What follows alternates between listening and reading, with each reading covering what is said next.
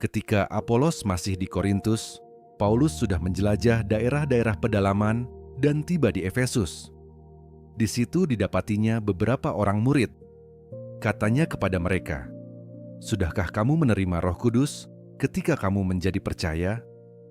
Akan tetapi, mereka menjawab dia, "Belum, bahkan kami belum pernah mendengar bahwa ada Roh Kudus." Lalu kata Paulus kepada mereka, "Kalau begitu dengan baptisan, manakah kamu telah dibaptis?" Jawab mereka, "Dengan baptisan Yohanes." Kata Paulus, "Baptisan Yohanes adalah pembaptisan orang yang telah bertobat, dan ia berkata kepada orang banyak bahwa mereka harus percaya kepada Dia yang datang kemudian daripadanya, yaitu Yesus." Ketika mereka mendengar hal itu, mereka memberi diri mereka dibaptis dalam nama Tuhan Yesus. Dan ketika Paulus menumpangkan tangan di atas mereka, turunlah Roh Kudus ke atas mereka, dan mulailah mereka berkata-kata dalam bahasa roh dan bernubuat. Jumlah mereka adalah kira-kira 12 orang. Selama 3 bulan Paulus mengunjungi rumah ibadat di situ dan mengajar dengan berani. Oleh pemberitaannya, ia berusaha meyakinkan mereka tentang kerajaan Allah. Tetapi ada beberapa orang yang tegar hatinya. Mereka tidak mau diyakinkan, malahan mengumpat jalan Tuhan di depan orang banyak. Karena itu Paulus meninggalkan mereka dan memisahkan murid-muridnya dari mereka, dan setiap hari berbicara di ruang kuliah Tiranus. Hal ini dilakukannya 2 tahun lamanya, sehingga semua penduduk Asia mendengar firman Tuhan, baik orang Yahudi maupun orang Yunani. Oleh Paulus, Allah mengadakan mujizat-mujizat yang luar biasa. Bahkan orang membawa sapu tangan atau kain yang pernah dipakai oleh Paulus dan meletakkannya atas orang-orang sakit, maka lenyaplah penyakit mereka dan keluarlah roh-roh jahat.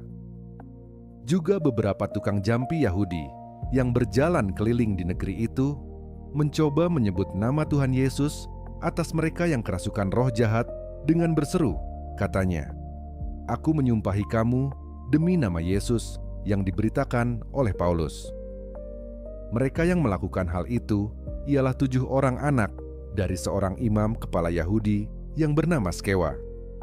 Tetapi roh jahat itu menjawab, "Yesus aku kenal dan Paulus aku ketahui, tetapi kamu, siapakah kamu?"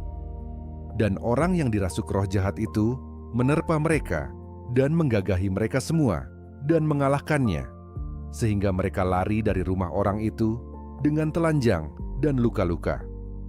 Hal itu diketahui oleh seluruh penduduk Efesus, baik orang Yahudi maupun orang Yunani. Maka ketakutanlah mereka semua, dan makin masyhurlah nama Tuhan Yesus. Banyak di antara mereka yang telah menjadi percaya, datang dan mengaku di muka umum bahwa mereka pernah turut melakukan perbuatan seperti itu. Banyak juga di antara mereka yang pernah melakukan sihir, mengumpulkan kitab-kitabnya, lalu membakarnya di depan mata semua orang. Nilai kitab-kitab itu ditaksir 50.000 uang perak. Dengan jalan ini, makin tersiarlah firman Tuhan dan makin berkuasa. Kemudian daripada semuanya itu, Paulus bermaksud pergi ke Yerusalem melalui Makedonia dan Akhaya. Katanya, "Sesudah berkunjung ke situ, aku harus melihat Roma juga." Lalu ia menyuruh 2 orang pembantunya, yaitu Timotius dan Erastus, mendahuluinya ke Makedonia, tetapi ia sendiri tinggal beberapa lama lagi di Asia. Kira-kira pada waktu itu timbul huru-hara besar mengenai jalan Tuhan. Sebab ada seorang bernama Demetrius, seorang tukang perak, yang membuat kuil-kuilan Dewi Artemis dari perak. Usahanya itu mendatangkan penghasilan yang tidak sedikit bagi tukang-tukangnya. Ia mengumpulkan mereka bersama-sama dengan pekerja-pekerja lain dalam perusahaan itu dan berkata, "Saudara-saudara, kamu tahu bahwa kemakmuran kita adalah hasil perusahaan ini. Sekarang kamu sendiri melihat dan mendengar bagaimana Paulus, bukan saja di Efesus, tetapi juga hampir di seluruh Asia, telah membujuk dan menyesatkan banyak orang dengan mengatakan bahwa apa yang dibuat oleh tangan manusia bukanlah dewa. Dengan jalan demikian, bukan saja perusahaan kita berada dalam bahaya untuk dihina orang, tetapi juga kuil Artemis, dewi besar itu, berada dalam bahaya akan kehilangan artinya. Dan Artemis sendiri, Artemis yang disembah oleh seluruh Asia dan seluruh dunia yang beradab, akan kehilangan kebesarannya. Mendengar itu meluaplah amarah mereka. Lalu mereka berteriak-teriak, katanya, "Besarlah Artemis dewi orang Efesus." Seluruh kota menjadi kacau, dan mereka ramai-ramai membanjiri gedung kesenian serta menyeret Gaius dan Aristargus, keduanya orang Makedonia dan teman seperjalanan Paulus. Paulus mau pergi ke tengah-tengah rakyat itu, tetapi murid-muridnya tidak mengizinkannya.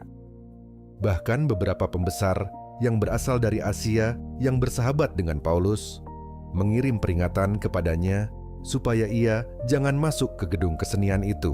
Sementara itu, orang yang berkumpul di dalam gedung itu berteriak-teriak. Yang seorang mengatakan ini dan yang lain mengatakan itu. Sebab kumpulan itu kacau balau, dan kebanyakan dari mereka tidak tahu untuk apa mereka berkumpul. Lalu, seorang bernama Alexander didorong ke depan oleh orang-orang Yahudi.